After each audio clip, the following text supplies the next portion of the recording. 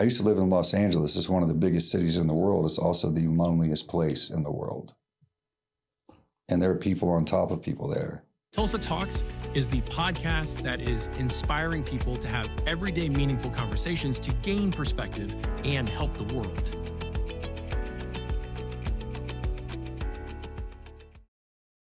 Community is like the foundation of everything that we do the way that we do. Because if you don't, because addiction is very like isolated. So community is the first piece of finding your people. How is addiction isolated? I see people doing drugs together. Well, you can be together and still feel alone. A lot of time, what I saw and what I saw in myself was I got to the point where I was so bad that I was ashamed, and so I would use by myself, and because I was just trying to get my fix, and I didn't want anybody to know what was actually going on. Even the other people who were using, I didn't want them to know how bad I was, and there's a lot of that. Really? But even if we were using together, like in a trap house, a heroin den or something, still felt very much alone. It's a very lonely existence. How is it possible to be around other people and not be with those people? What does that mean? I know what I think it means, but I asked the question so we might be able to share. Well, you can be in the presence of somebody and not feel connected to them, especially if you're on drugs. You know, it's really hard for the brain to connect with somebody else when you're under the influence of something like heroin or meth or, benzos or really drunk on alcohol. You know, I mean, I used to live in Los Angeles. It's one of the biggest cities in the world. It's also the loneliest place in the world. And there are people on top of people there. But so many people are just feeling alone. It doesn't make sense on the surface, but it makes sense. What caused you to go into the drug scene? That is a loaded question. I got, when I was a freshman in college, I got a legit prescription of Vicodin from a doctor because I had really bad mononucleosis. Yeah, the mononucleosis will make you feel horrible. Yeah, it does. And you know what makes it feel wonderful? Vicodin. But I was given this prescription without any education on what it was. No warning that this is addictive. No warning that this is essentially pharmaceutical grade heroin in the shape of a tablet.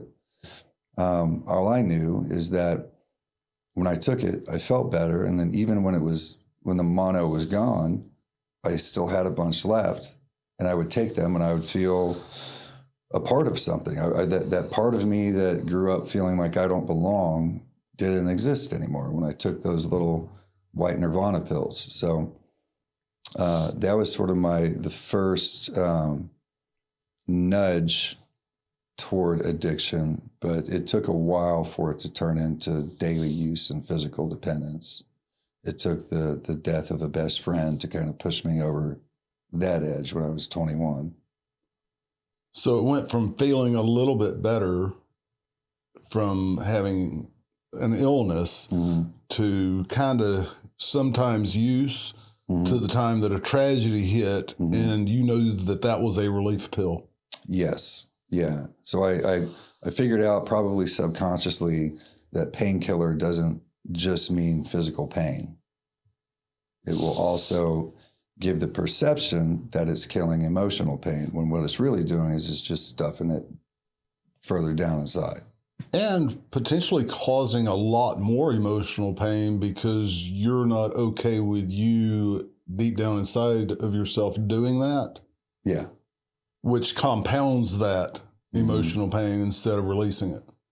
Yeah. Yeah. It took me years in several tragedies over the course of 10 or 15 years. It's all stuffed down from drug use. It took me a while to even reach a point where I was ready to address all of that I had buried while I was addicted. To be honest, to this day, I'm still, I can still access and slowly process some of that grief, but a lot of it's still deep down inside. You think that there's a key to open that and be okay with that? Yeah, I think there's a handful of resources. One is just very therapeutic and psychological, is realizing that you're never going to get over it. You've got to learn how to coexist with it and be okay even when you're not okay. You've got to honor the feeling and not run away from it and not hold on to it. Don't let it consume you, but allow it to exist. And just know that it's going to be there for a while. And you've got to find a way to be okay with that. I like the term you used, for a while. Mm-hmm. And you also somewhat contradicted yourself Mm-hmm. because you said it'll be there forever. So which one is it? Well, so the grief, so grief is just the other side of the coin of love, right? They're two different ways of expressing the same thing, in my opinion. So the love that I had for a person, that's always going to be there. So I'm always going to miss that person. But the way that it mentally, emotionally, and physically affects my being, that's going to eventually go away. Okay, I didn't know you were talking about the loss of someone else and that type of grief. I thought you were talking about the emotional pain that you put yourself and those around you in and through. Well, even that, any kind of grief, really.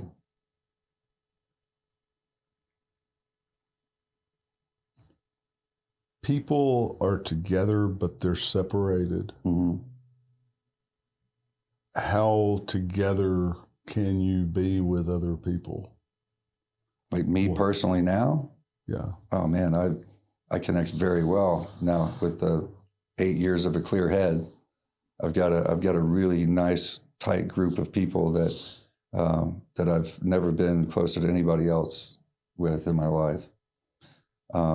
I find connection to be pretty natural now. Who are these people? As far as their personalities, their traits, not necessarily their names.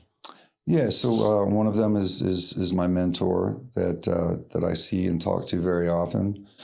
Another is just a best friend of mine that understands my past and treats me with unconditional positive regard. And he's an example that I strive to be like every day. A couple of them are people that knew me way back when and saw me go deep down and then come out of it. And they stuck by me no matter what. So there's a sense of like implicit trust and loyalty there. And people that I've helped through things since I've been on this side of it. Those are the kind of people that I stay close with because we know each other truly. There's no mask, no persona that's false. It's just truly us, warts and all. So what I heard was you have somebody has gone in front of you, cutting the weeds out of the way as the mentor. Mm-hmm. Then you have a friend that is side by side with you and other people that have known you. Mm-hmm. And then you have people that you're leading. Mm-hmm. So you're the middle guy, just watching this, being led and leading, and sounds like a good social group. Yeah. Good setting. Yeah, I like it. Why did you choose the mentor you chose? When I first moved back to Tulsa in 2018, I was searching for some recovery meetings, and I found one, and it just happened to be his 30th recovery birthday, and so he was speaking at that 30 meeting. years of recovery. Yes. And he was speaking at the meeting, and he just said a lot of things that I related to in his journey to recovery and then his journey after recovery. It sort of felt like I was watching myself in 30 years. So I kind of didn't give him a choice. I told him, hey, we're going to get coffee and you're going to be my mentor. And at first he was like, wait, what? But now it's 7 years later and we're very close. I had lunch with him yesterday. We talked for hours. It was great. What does he know what have you learned that you didn't know by having that relationship? I've learned patience. I've learned that the real work is done inside of relationships, whether it's friendships or romantic or whatever. You can pontificate as much as you want. You can try to figure yourself out as much as you want inside your head, but the real work happens in community and in relationships with other people. So theological, philosophical work can be done inside the brain, but the activation of it happens within a community? Yeah. Mm-hmm. I don't want to be around people. I don't like them. Have you ever heard that? Yeah. Yeah, many times. I've been there before. Yeah. What happened? Why not that anymore? I learned how to love myself and figure out who I was again. And it took a long time to get there. But once I realized that I could love myself, then I allowed other people to get close and love me as well. And then they probably helped you know how to love you better? Yeah, and them, yeah. It's amazing how all of this is a common path. Yeah. Mm-hmm. It's nothing uncommon about a person having an issue with themselves and shutting themselves down, masking the pain, going on down that road and hurting themselves and others. Yeah. As they travel that until they've had enough of that. It's almost ridiculous to think that people would actually do that on a logical level. That makes no sense at all, but it's not uncommon. Not uncommon. It's very normal, very natural. Yeah. The human experience is not always logical. Very seldom, but it is a path. To me, it's a clear-cut path of different stages of life and different keys that are available to open them. And one pathway that you're opening to people is sober living facilities, basically? Yeah, recovery houses for men here in Tulsa, yeah. Tell me the name of that of your company again? Sangha, Sangha. It means community in Sanskrit. And Sanskrit is a ancient language. Yeah. When I was in grad school getting my master's degree, I went on a few study abroad trips with my cohort. And one of those was a trip to southern France, and we stayed at this Tibetan Buddhist retreat center and learned how to incorporate some Western philosophies or Eastern philosophies into Western therapeutic culture inside the therapy room. And one of the words that kept coming up that kind of just stuck to me was the word Sangha, community. It's just, it underlies so much of a lot of the teachings around the world, is that sense of community. So I wanted that to be the foundation of what we were building, is a sense of community. Tell me a little bit about your organization. So we are a nonprofit located here in Tulsa. We're funded externally through a tremendous amount of goodwill from foundations and donations and fundraisers and from the Department of Mental Health. We have guys come to us from treatment. We have guys come to us from court, and they'll live in one of our 5 houses for up to 6 months. We don't charge them room, board, anything like that. We just ask that they work and save their money so that they're in a better spot when they leave. And we teach them life. You ask or you require? Well, we can't require, but we do try to coach them into it. It's actually better if we don't require it and we get them to want to do it for themselves. Why can't you require it? Is it a legal thing? No, it's not. It's not just your thing. stance. It's just our stance. Yeah. I don't think it behooves me to tell another grown man how to budget his money. I can teach him a good way to do it. You don't require them to work? We do require them to work. Okay. That's a non-negotiable. Okay. But what they do with their money, we bring in financial literacy coaches to teach them all kinds of things, from how to pay down your debt, raise your credit score, different types of credit cards, secured credit cards, other things that they can get to start raising up their credit score and their lending power, different types of bank accounts if they want to get into some small time investing. We teach them all of these things. And hopefully by teaching them all of these things while they're working, making money, not paying rent, they will decide to put some money away for when they're done. And we encourage them to do that. We just don't force them. Yeah.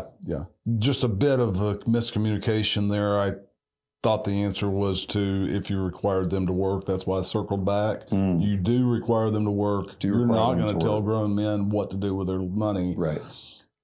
But you strongly suggest and give them a path to being different financially than they were in the past, setting them up for a future and a hope instead of going back to destruction. Yeah. And how long do they normally stay with you guys?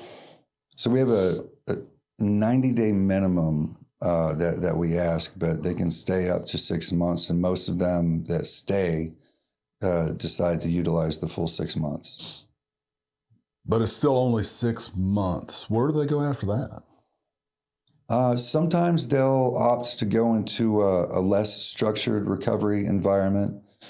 Sometimes they'll have bonded with a roommate and they'll get an apartment or a house together. Sometimes they've got families that they're ready to go back to. Yeah. How do you help them understand how short 6 months is? Because, man, that is an opportunity for a huge springboard, but it's short. Yes. And as far as building up your financials and getting that platform to be able to actually get out and do something different with your life than you've done before.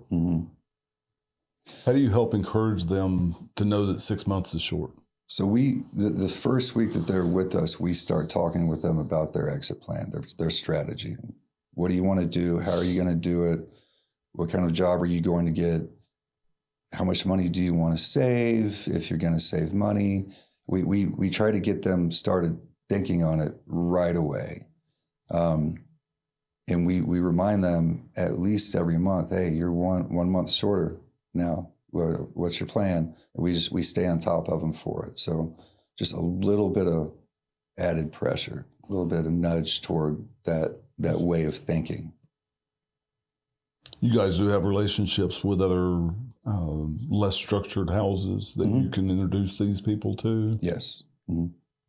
How is the housing flow? Do you guys have capacity? Do these people that you have relationships with typically have capacity? How long is the wait? We very rarely have an open bed. We turn away 15 to 20 people a week sometimes. It's really, it's a problem, which is why I'm trying to raise money to build a much bigger. So 15 to facility. 20 people a week times 6 months on an ongoing rotation, you guys could grow exponentially. I could fill 100 houses and keep them all full if I had the staff capacity to do so and the finances to do it. What's more of a challenge for your business? Is it staffing or is it real estate, real property purchases? Or is there a balance in there? So staffing has actually been pretty easy. There's a lot of qualified people who are eager to do this kind of work. And we're in a position where we can pay them what they're worth to do it, which is a huge blessing. How do they get qualified? There's a number of ways. So a lot of the certificates and requirements you can get through the State Department of Mental Health, like the case manager certifications and the peer recovery support specialist certifications and the housing specialist and all that. You can get all of that through the State Department of Mental Health. Yeah, and all of these are pretty light duty certifications. It's not like they have to go to school for a master's degree or anything like that, right? Right? How long do these people normally get trained to be able to get that certification? It depends on the speed they want to do it and the level that they want to get to. could be a matter of a few weeks or 6 months. So they're self-paced. You can do it online kind of thing? Yeah, well, they're self-paced, but there's a limited number of opportunities for the actual courses. So you kind of have to plan it out so that you're not taking 2 years to do something that could take 6 months. Yeah. But a few weeks to 6 months, that's pretty well easily self-paced if you're going to do it at all. Yeah. I mean, I had something that I could do in a couple of weeks and I took 6 months. Or longer, I might not be really interested in doing it. Yes. Is myself, my history of knowing myself. And as I say often, I know me, I've had to put up with me for 54 years. I like that. So that being said, these people that come to you, they come to you through drug court or rehab places, generally speaking, not coming out of prison. Right. Yeah. You don't take people that are transitioning from prison back into society? Not Is that yet. Not your thing? Not yet. I do plan on doing that in the future. Prison reentry is a whole different animal than the other things that we do, and it's just got different requirements, staffing wise, and different certifications that we'd have to get as an organization to be able to house people that have GPSs on their ankles and that sort of thing. And I really do want to get into that in the future. The conundrum here is I'm barely scratching the surface with the 2 referral sources that I have. So yeah, you've already said you're sending out away 10 or 20 people a week, whatever it is, large number. Yeah. So how do you go to that next step? How do you fulfill your mission and not have mission creep and not get distracted and not fulfill anything, right? Yeah, it's definitely a balance that I have to make sure that I keep, because as the founder of the organization, I want it to grow as fast as possible. And a lot of times my board of directors has to throw a bucket of cold water on me. Pull the reins? Yeah, many a times. Ultimately, it comes down to if we can find the funding to open up another house, we do it. Back to your question earlier, what's the most difficult thing is finding a house that's up to our standards for our guys, because we don't want them living in a dump. We also don't want them living in a mansion. We want it to be something nicer than they've had that sets the standard a little bit higher for themselves. We don't want it to be in a terrible neighborhood. And what I mean by that is in an area where the houses are falling apart. We want it to be a house that's been redone or that is a little bit newer so that they're not dealing with plumbing problems and bad electricity and all that sort of thing. We want it to be better than what they've had in the past, for the most part. Help them see that there might be a different way of living? Yeah. Where are your houses, typically speaking? So we're scattered all over Tulsa.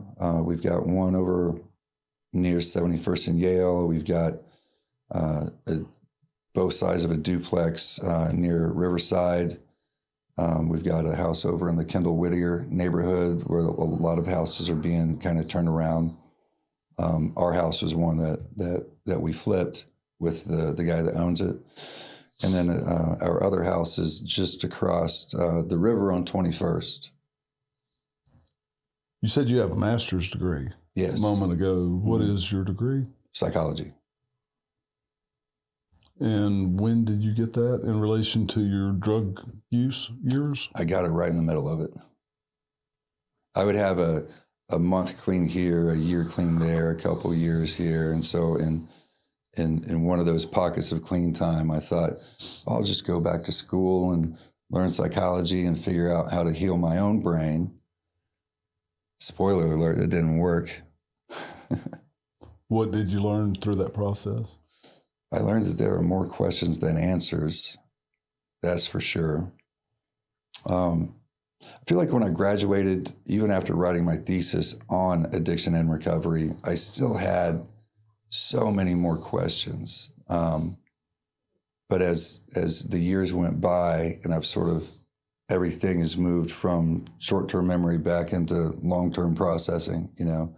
I find myself noticing what I learned in situations in everyday life, and it's you can complicate it with the theory and all of that. You can try to throw Jungian archetypes on it, or you can try to bring in Erickson's identity crises and the workings through of all that. But the reality is that the human experience is unique from person to person, and everybody has a reason for why they do what they do.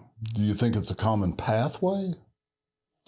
I think be mapped. I think there are commonalities in the pathways, but at the same time, not one person's story is exactly like another. Never will be, because we've all been carefully made exactly as we are, and we have different life experiences. I propose that we have gifts and abilities and tendencies, and then we have triumphs and tragedies that shape those. And then we get to a place of negotiables and non-negotiables so that we can actually springboard into who we've been created to be. Yeah, it's a great way of looking at it. One thing that I've really had to let kind of sink in and cement into my brain is, because nobody's path is exactly like mine, then holding unrealistic expectations of people based on my experience is unfair. What if somebody would have been ready to mentor you when you were, and it might have happened, when you were not ready to be mentored? Oh, yeah. And they expected something different from you than what they got. Yeah, that happened a lot. When I wasn't ready, people wanted to help anyway, Do you ever get mad at those people for trying to help? Oh, yeah.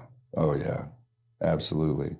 The last day that I ever used heroin, I woke up in a homeless shelter with a knife to my throat. My pal that I'd been running the streets with for several weeks, he and I had scored some money and some heroin the night before, and he was robbing me with my own knife, getting my cash and my heroin out of my pockets. Sounds like a great pal.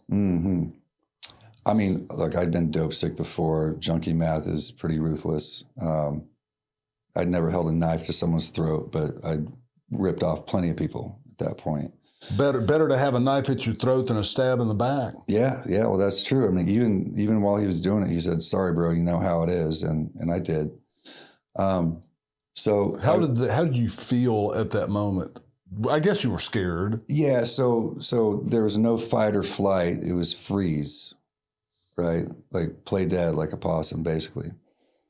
And I was rattled, but I knew I was about to be dope sick. So I hustled over to one of my dealer's apartments, and he threw me enough to get well, because he knew that if he did that, he trusted my addiction, not me, that I'd go find some money somehow and come back and buy more from him. So that was the plan, but I was so rattled. Dope sick. Experiencing withdrawals from heroin. So he gave you a little bit. What did you do with that? I smoked it. And then the plan was that I was going to go spend the morning trying to find some money somewhere somehow. Was pretty resourceful in that way. But I didn't end up doing it. I was so rattled that I called one of my old sponsors. You didn't even do the little bit to get... No, I did. You did that, but you didn't go do that, but get the money. I didn't go find the money to come back to get more. Okay. Called an old sponsor of mine. He came, met me for coffee, and reminded me that I had committed to going on this mission trip with him and a bunch of other. They're called themselves the Knights of the Round Table, big men's recovery group in Phoenix, and I forgot that I had committed to going on that mission trip with them, and they were leaving that day. So it was very serendipitous that I called him on that day. So. How long had it been since you guys spoke? A few months, probably. But as soon as I called, he was there. He was ready. Yeah. No, I mean, pretty cool timing. That's what I was hoping, and that's what I was expecting. It had been a little while.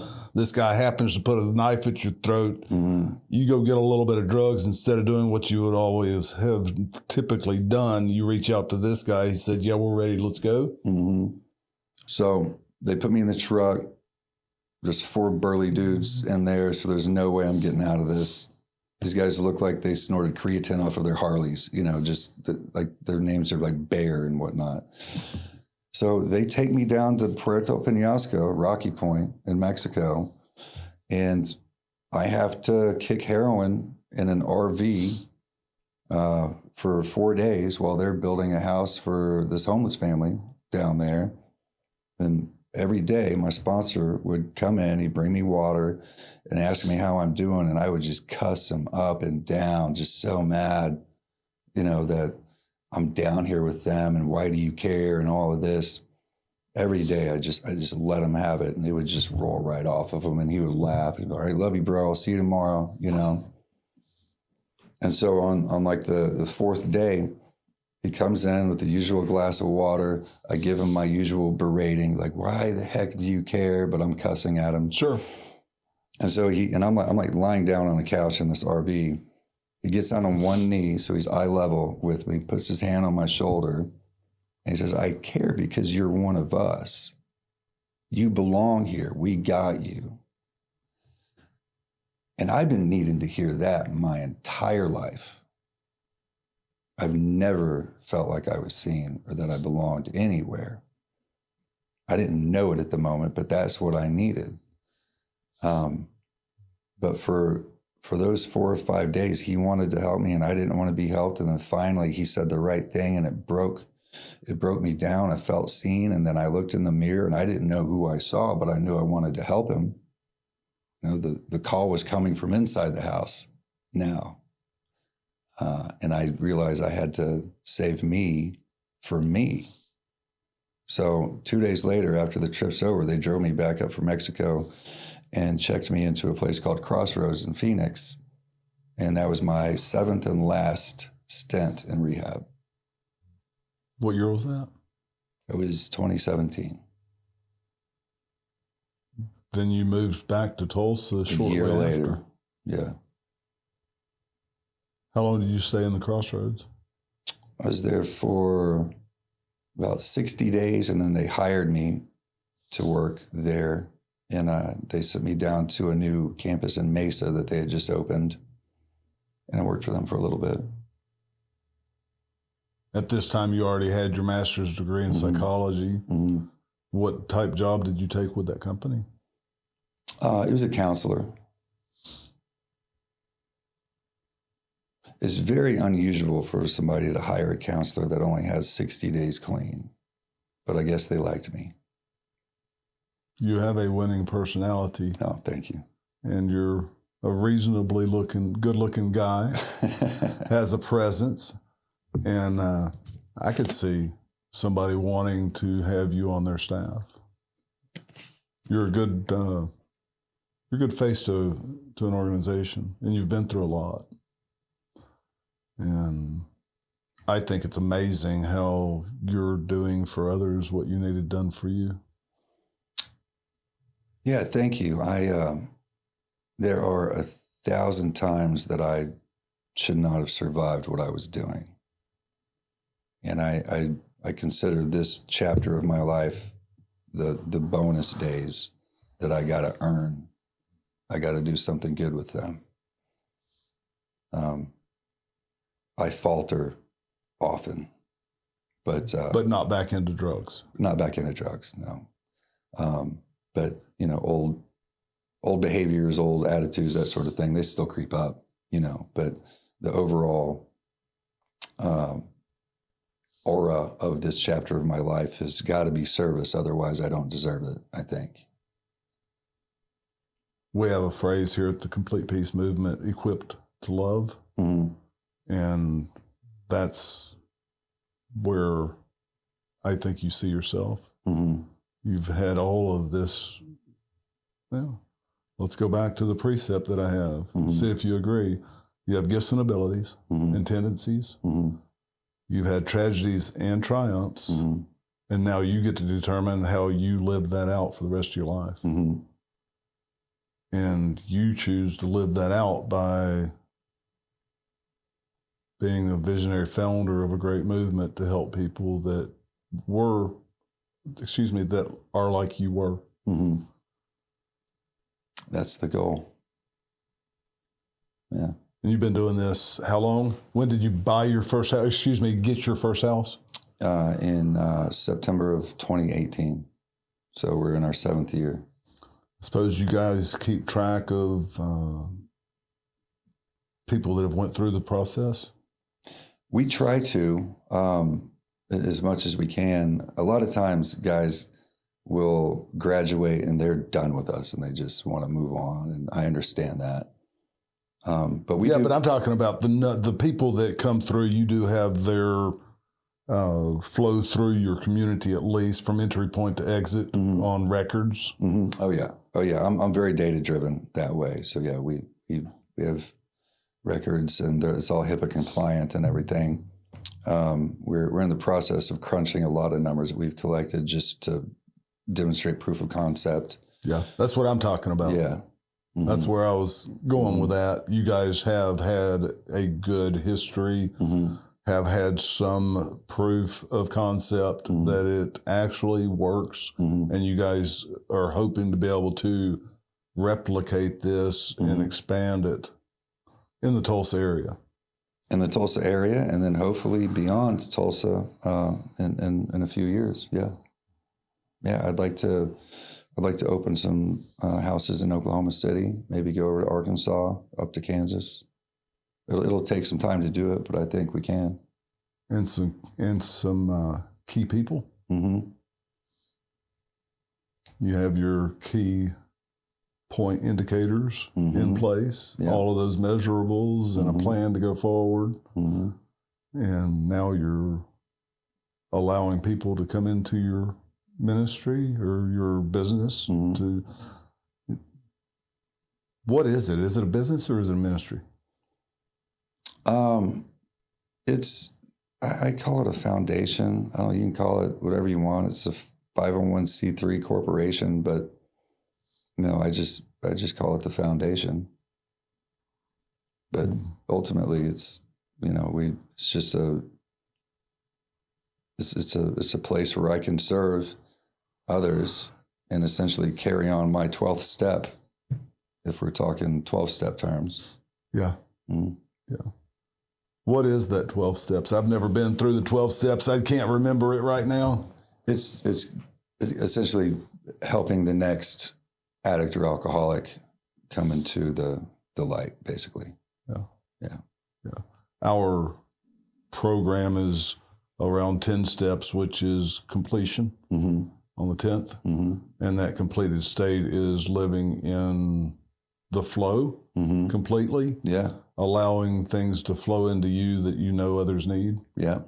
Yeah, I like that. So what is one thing that you would share that you think people could receive? If there was one thing with your training and your experience that you could share, what would that be?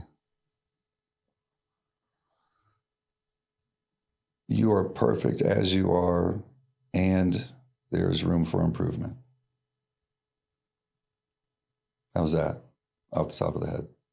I don't know. You are perfect exactly as you are, and there's room for improvement. Yeah. I think it's perfect. Okay, good. Why would I think anything different? I am one piece is our statement. And wherever a person is, one piece. Wherever a person is, we celebrate that for them and embrace them for who they are. Yeah. Yeah. A lot of times I'll ask somebody, why aren't you asking for help? And they'll say, well, I don't think I'm ready yet. Why aren't you ready? Well, I just don't feel like I deserve it. Yeah, you do. You deserve it because you're a human, as you are. That feeling of not being worthy of assistance and help and the opportunity to save yourself, that's just an essential right that comes with being a human. What happens if you go to recovery system 6 times, and it takes the 7th to get there, like you experienced. What about those other 6 times?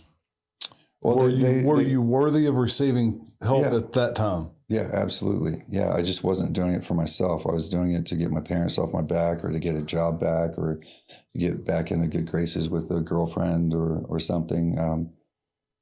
None of those treatment attempts were in vain. I learned something every time. But it was only when I decided that I wanted to have the change happen, and I knew that it was on me to do it, that's when it finally stuck. What happened with the rest of your life, those peripheral things that you were trying to resolve instead of working on yourself first? What happened to the relationships with those people that were estranged from you through this process of self-development, actualization? A lot of them I had to let go of. I made amends where I could make amends, but sometimes making an amends means not contacting that person again, which is fine. My parents are still very much in my life, and I've got a better relationship with them now than I ever have. They never gave up on me, even when I had given up on myself, and that was an amends that I try to make every day. It's like a living amends, like we call it. But so a lot of those other relationships and jobs and that sort of thing, I had to just let go of so that I could move forward. Because who I was in those relationships and those jobs was not the real me. It was a persona that I put on to try to be the perfect person for what they needed. And the more you do that, the further away you get from your true self. And I've been doing it for decades. So you didn't know who you were? It took me a long time to figure it out. Do you know who you are now? I'm still getting to know myself, but I know myself a lot better.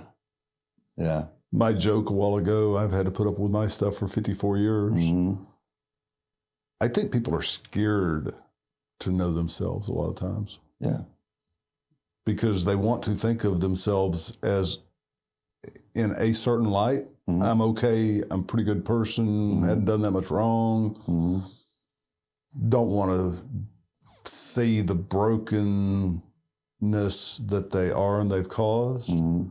Don't want to see the beauty that can rise out of the ashes from going through that process. Mm-hmm. You're talking in Jungian terms. Man, I don't know what I'm talking about. The only thing I know is I'm talking about what I've seen. So Jungian terms, tell me about it.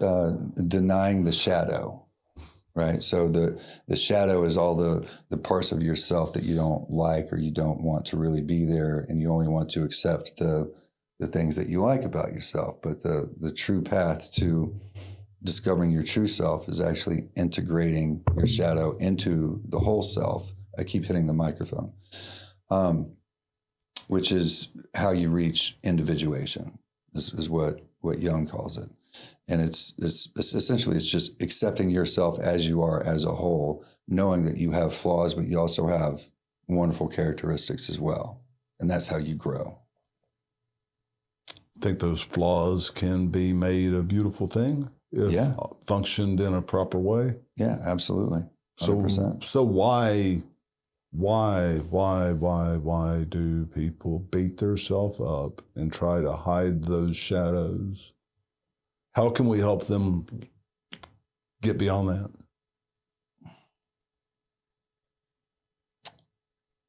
I mean, for me, some people had to love me till I could love myself, and I think that's what we're supposed to do for others. Completely agree. Yeah, because if somebody can love me when I'm still all messed up, then maybe there is something to love. And share with you possibly at the right time and the right way that they see that brokenness of you, mm-hmm. and they love that about you as well, because they know what that can equip you to be, mm-hmm. if you embrace your own individual adventure. Mm-hmm. because they're embracing your adventure for you to help you get inside yourself so you can be springboarded forward to love people the right way. Absolutely. You know, I practice gratitude. That's one of the things that I picked up over the years. And it's easy to be grateful for a roof over your head or a nice car or a paycheck or good friends. But I try to also remember to be grateful for the brokenness and the hard times and the tragedies that I've been through, because those are the things that sharpened me into the person I am just as much as the other good stuff. If it wasn't for experiencing those things and being able to survive that and come out onto the other side, I wouldn't be who I am now. So I've got to be grateful for that stuff too. Are you at a place where you can be grateful for the current challenges that you're experiencing? Yes. Maybe not at first, but I can remind myself that I need to be. Do you think that people need to have the pressurized situations inside themselves, the bit of touch of anxiety and all of that to be able to come more alive? And can they be grateful for that as well?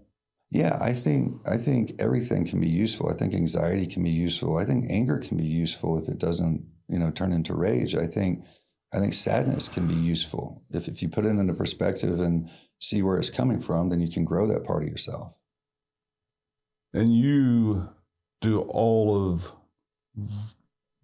incorporate all of this into loving people that are coming into your lives, into the houses that you're providing for them, to help them get over addiction after they've been through a process of maybe a 30-day addiction recovery process, or referred to you by the drug courts or whatever it might be, by giving them a way to live safely and have an opportunity to learn financial stability tools. And then you can introduce those people to going somewhere else so that they can continue that journey past what you guys are focused on. Right. And you have a narrow focused niche. And even with that narrow focused niche, you have more people that want to participate with your program than you can handle right now. And you hope to grow this so that you can help more people in the similar way. Yeah, that's the goal. Yeah. It'll happen. Just not as fast as I want it to. I think that we all go through stages of growth and then refinement and then growth and then refinement. Yeah.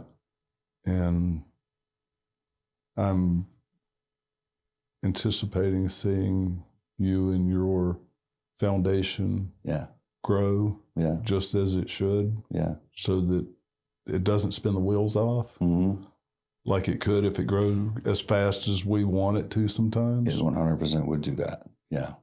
It would spin my wheels off probably. So I can't tell you how much I thank you and appreciate you for taking some time of your busy day to come and share with us. I hope that this has affected or helped somebody else. Yeah, I hope so. Know who you are, maybe know themselves better, and maybe be able to find a way to participate with you and what you're doing. We will have your information in the description on the YouTube video. Yeah, great.